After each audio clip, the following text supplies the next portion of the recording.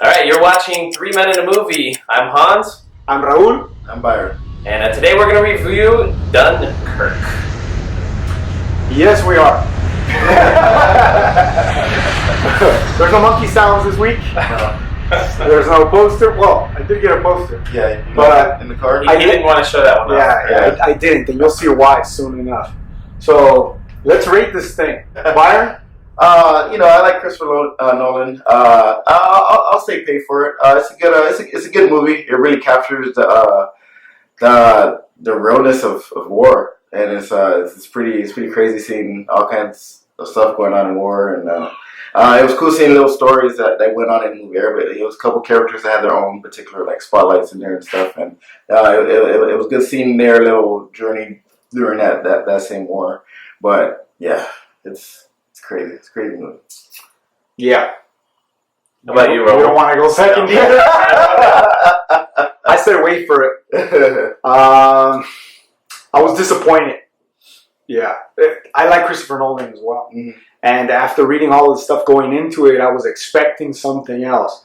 I heard the word masterpiece being thrown around. I heard better than Saving Private Ryan. I wouldn't do that. Talked about. I heard that. I wouldn't do that. I heard that. Yeah, I wouldn't do that. And I also heard some negative stuff, and I thought, oh, it's just people, being hateful.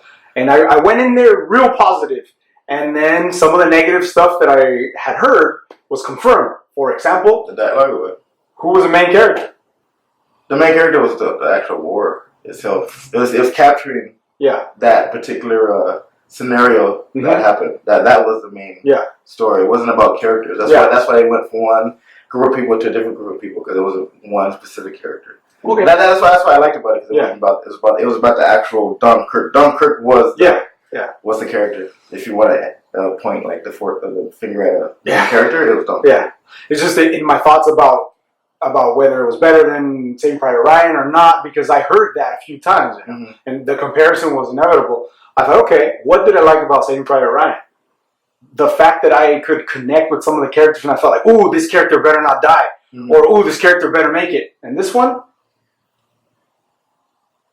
yeah, but like I said, like the main focus was the actual war itself, and all the devastation that happens in that war. Yeah, I don't think they were trying to aim at having some character for us to relate to and everything like that. Yeah, they just wanted everybody to see the tragedy that happens in war. Yeah. All right. And I thought I was going to be the only one to say wait for it. That's why I was waiting till the end, because I wanted to wait. Were you going to change your mind after what we said? No, I thought you were both going to be paid for it. But I left feeling unfulfilled. And maybe that's what you were pointing out. There wasn't that main character that I felt like I watched through the whole journey, and then I felt the climax of their experience. At the end of the movie, I was like, all right, that's how everything's going to end. I don't know. It just didn't feel like there was that climax. Like I didn't feel like I finished. So you guys need exposure. That's what you guys need. You know what? I mean, if we're going to get into it a little deeper, I'll tell you, because I was thinking about this in a few bullet points that I was making as we were watching the film. One, it felt the gravity of the war. I felt it from beginning to end. It felt like, oh, impending doom the whole way. But it was rising action, and it continued to rise. And maybe that was the intent. Going back and listening to like interviews and stuff after the movie opens, like on Monday or whatever, maybe I'll find out that, that was the intent. So what they sought out to do, they got it done. Yeah. Whether people like it or not, it's obviously going to be a matter of opinion. Yeah. But there was never no high and low. It was high, rising action. Let's get there. And you're waiting for what's going to happen. Oh, here it comes. And it doesn't. But I think the high point was that even though you guys were in the worst possible situation, which that was, there was still hope. Well, because they had no air support. Yeah. And then Tom Hardy's character came in and did his thing and stuff like that. Yeah. Even though it messed him up at the end. Yeah. But that gave them hope to get off the shores. Same thing with the people. They didn't know that the civilians would have come in, this and that. So it showed that story of how they got there, this and that. So it was like they were in like the worst situation known to man. Everything was crapping down on them, but there was still hope. You know, so I think that was the main thing. It's just when I think about movies like this, I want to be able to talk about them for a while after. Or, hey, remember that scene? Or remember this? Or remember this guy? And the only name that I can remember is George. There's a George in there. But you mentioned Tom Hardy. What was Tom Hardy's character's name? He was Pilot. He was Pilot 1, Pilot George? 2. Yeah, that's what I'm saying. So, like, later on when we talk about the movie, like, you know, and whatever with whatever. But the thing is, we're talking about the war. We're not talking about the characters. That's the point. I guess. I guess. But there wasn't enough character development to tie you into the war. But you know, Saving Private Ryan I think was a lot longer. This one too. Yeah. And then the main focus was going to a certain destination, which was saving Private Ryan. Yeah. So you have to pretty much tell the story of how these guys got to Private Ryan. So that's what was more room for character development, and then you get in that lost feeling when certain people die. So like that here is like, shit. How do I get out this shit? Unless you are a teenage girl. Oh, I know. You saw those girls talking about? Yes. Because it's not a spoiler. People know, I think. Yeah. Harry Styles is in the movie. Mm-hmm. And he's in a large part of the movie. You knew this? You know Harry Styles? Okay. I'm not a teenager. Yeah. I don't know what Harry Styles is. Are you serious? I'm serious. Oh my God! Well, I mean, I have more connection to teenage kids or whatever, so I hear about stuff all the time. But One Direction. He knows about hairless styles. One Direction. The guy from One Direction. Oh. So he was in it, and he was the guy that. Well, I can't even describe him because they all look the same. And he didn't have a character name, so I can't tell you. He was the guy that when he would be on screen, girls would go, "Oh my God!" That's the one. Was he one that they pretty much said nothing like the whole time? The two guys that were on the train. Yeah, he's one of them. He's one of them. Yeah. Okay. Yeah. Okay. I still don't know who that is. And he And I doesn't. want to cheer. He doesn't sing or anything. Yeah. And there's just a couple of words, but he's in. If you're a teenage girl watching this show, he's in a large part of the film. And sometimes he has a dirty face, and sometimes he doesn't. And I'm sure you will enjoy both of those looks from Harry Styles. Mm-hmm. Right? Other than that, I was disappointed. And I didn't want to be. And I'm almost disappointed having to tell people that I'm disappointed. But it's the truth. I don't believe that.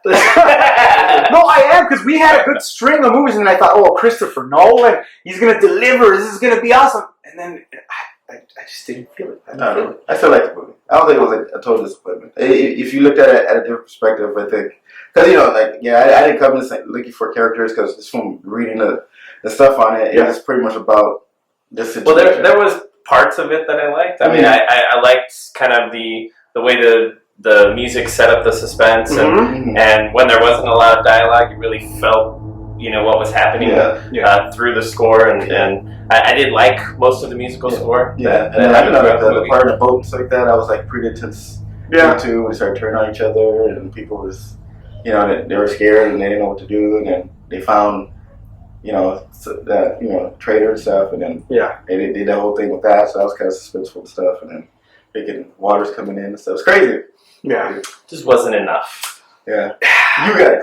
Yeah. You guys. But you know, there'll be some people who will watch this and read some stuff and think, oh, okay, well, if it's a plot-driven movie, let's go see what unfolds in the plot. Yeah. But if you like to find a character to relate to, or if you like seeing the arc of the character, depending on where he or she starts and where they end up, and that conflict in between. I mean, it's a war. We know there's a conflict. Mm-hmm. So I always want to see somebody's personal struggles. Mm-hmm. And other than, obviously, the war, you know, I didn't feel that. I didn't know where they were from or who left the little brother, little sister back home. Like, I needed something like that. Mm-hmm. to hear a little anecdote from somebody. Yeah. Harry Styles could have said, like, oh, my mates from my mates from the band are waiting for me to go on tour.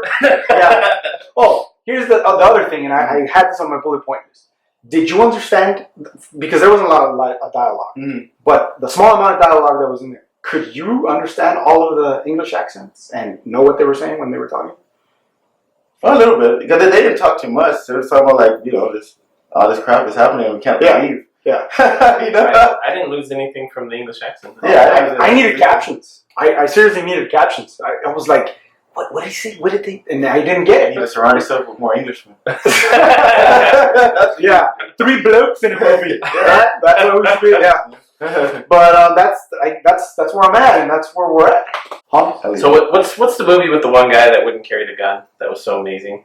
The war movie, and he saved all the people. Hacksaw Ridge. Yeah. Hacksaw Ridge. That was such a phenomenal war movie, which is like the last war movie that I've seen. Mm-hmm. That kind of set my expectations so high for a war movie, Mm-hmm. and you know, and this was like a total letdown compared to that as a war movie. What you must know is that we'll never lie to you, right? Even if I want to like a movie, I will always tell you the truth. When it wasn't bad like Transformer. No, it wasn't. No, not even close. Not even close. No, not even close. I think it was more like our expectations were here and it fell somewhere Yeah. here, and so Yeah. it was a letdown based on our high expectations, Yeah. not just a complete and total meltdown. Yeah, and that's good about 3 minute movie. Everybody has their own opinion on certain things. Like, we're not going to agree on everything, but you get to hear our views on certain movies and stuff. Yeah. And then if you guys have any comments, make sure to put them down below, because some of you guys may think the way I think is as it looking as a whole, but you might be like, these guys I want a soap opera inside the movie. So, we want to see in the comments if you disagree with Byron. What was the message of this film other than war is ugly? That is always hope. Even though in the worst possible situation, is always a glimmer of hope. All right. This is the 26-minute edition of Chops, because there's a lot of me going. Yeah. All right, so this is this week's edition of 3 Men and A movie.